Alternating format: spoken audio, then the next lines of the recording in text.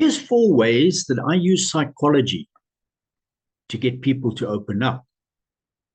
We kill judgment, not conversation. We use open questions. When they finish speaking, we reflect back to what they said and sit with discomfort and just simply allow the emotion to be there. Let's break this down a little. Number 1, kill judgment, not conversation. Because as soon as someone feels judged, you've actually lost them. So seek only to understand. And 2, use open questions. This means asking questions that need more than a yes or a no answer. So instead of asking, "Are you okay?" or something, rather something like, "What's on your mind?"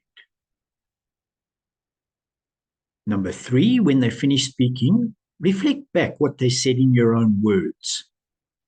This gives them the chance to really feel heard, and crucially, invites them to keep expanding on it further. And number 4,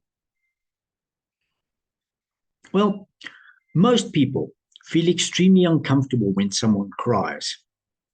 So the natural instinct is to shut it down, simply round off the conversation.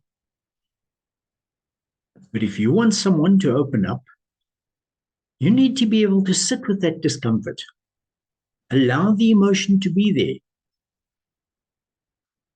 without trying to make it go away.